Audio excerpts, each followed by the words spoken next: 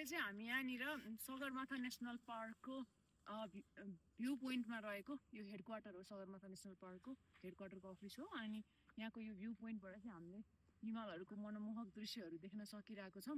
अनि म चाहिँ यहीँ बसौँ जस्तो लाग्यो अब मलाई फर्केर है। मलाई मेरो पिएचडी कन्टिन्यू गर्न जानु नि मन लागेन। यस्तो रमाइलो छ यार यहाँनिर है।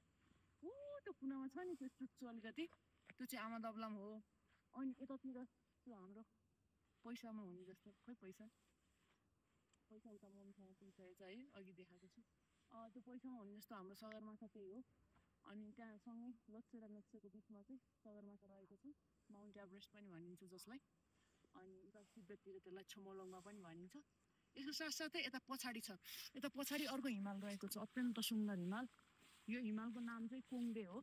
कोङदे हो है यो हिमाल। हाम्रो होटलबाट पनि भ्यू चाहिँ एकदम हाम्रो होटलको रुमको विन्डोबाट अनि बाथरुमको विन्डोबाट पनि यही हिमाल देखिन्छ, एकदम सुन्दर कोङदे हिमाल। यसको साथसाथै हिजो हामीसँगै दुधकोशीको किनार आउँदै गर्दा हामीलाई पछ्याइरहेको कुसुमकुमदे हिमाल यता रहेको छ। साथसाथै यता पछाडि चाहिँ अब कुन हिमाल हुन् नाम थाहा छैन, तर एकदम 360 डिग्रीमा वरिपरि सबैतिर यहाँ चाहिँ हिमालहरू मात्र रहेको छ र यो चाहिँ स्वर्गै पुगेको जस्तो अनुभूति भइरहेको छ।